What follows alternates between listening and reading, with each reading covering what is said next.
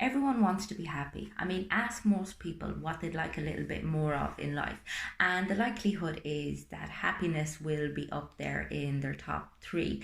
And this assumption that we can create some sort of utopian life for ourselves where happiness is ubiquitous and eternal.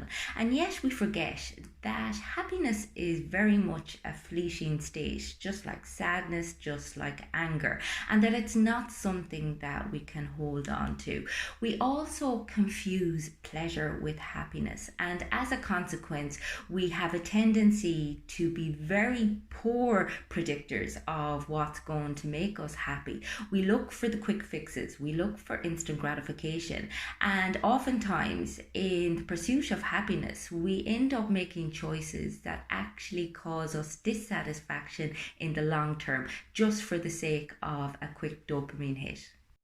Now, there are two different types of happiness. There's hedonic happiness, and this is the one that we're possibly all most familiar with. This is pleasure seeking. This is the dopamine hit that we experience when we take drugs or when we have sex or use porn, online shopping, when we eat a lot of food that isn't particularly good for us, but that tastes so good. And it gives us that quick fix. It gives us instant gratification. And the reason that we are so interested in it is because we're convinced, because of that short-lived buzz that it gives us, that it is what makes us happy. But what we don't realize is that that happiness is very short-lived, and we are dependent on an external source for it. So we keep chasing after the same buzz. We're always looking for more, and our tolerance begins to build. And oftentimes this is the sort of pattern that leads to addiction and negative consequences, because you always want to get that original hit. You're always looking for that high, and unfortunately it's just not sustainable, and it doesn't lead to long-term life satisfaction. And the second type of happiness is one that was frequently referred to by Aristotle, and this is eudaimonic happiness. It's a type of spiritual happiness. It's that sense of fulfillment you experience when your life has meaning and purpose, when you are contributing to others and the world around you, when you are connecting with yourself, connecting with others, and connecting to a higher power. Now, before you roll your eyes and say, okay, well, what the hell did Aristotle know about living in modern culture? The thing is, modern day research in neuroscience is showing us all of the same results, that basically if we want to feel better, if we want better life satisfaction, if we want to feel more fulfilled, if we want to feel good in ourselves, then we have to shirk away from, I suppose, the consumer and capitalist influences that convince us that we can buy our way to joy and meaning, and instead find what it is that gives us a sense of purpose. Find a way to contribute, find a way to serve, find a way to connect with ourselves at a deeper level, and to connect in our relationships at a deeper level, and create a life that has that little bit more meaning.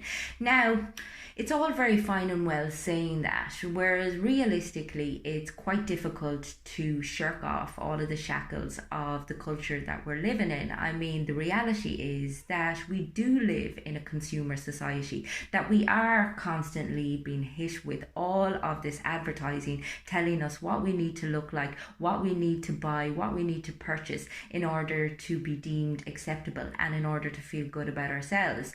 But it's about recognizing that you don't have to completely transform and overhaul your life. You can just become that little bit more aware, that little bit more conscious of the choices that you are making and the ramifications that they have for your life. Because again, as I said earlier, we are very poor predictors of what is going to give us any sense of satisfaction, and we do look for the quick fix. We look for instant gratification, oftentimes to our detriment. So it's being very aware of the things that you need to do in order to experience long-time fulfillment, and that is finding a way to contribute and to serve, being kind to other people, creating a stronger relationship with doubt, developing faith in yourself, developing faith in the world around you, developing faith in the universe, as opposed to attaching to certainties and attaching to false types of security, becoming more self-aware, becoming aware of all aspects of yourself so that you make decisions that are in alignment with the values that you have, particularly if you want to live a more ethical life or a life of integrity.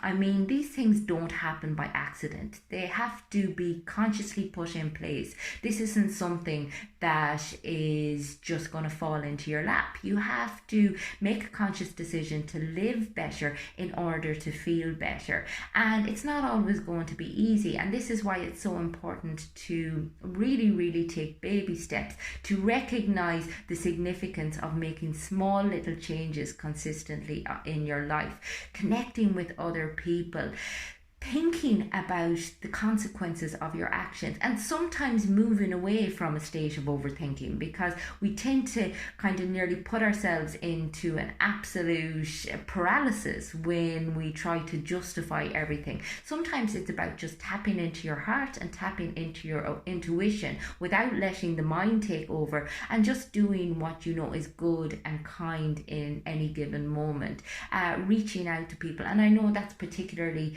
difficult in our current circumstances, but not allowing the pandemic to break down your, I suppose, innate need to connect with other people, and that aspect that we all have inside of us, which is good and loving and caring and wants to help and to connect with other people. So if you would like to learn a little bit more about how you can create a greater sense of meaning and purpose in your life, ways that you can go about it, then get in touch with me on the website. It's fundamentals.ie.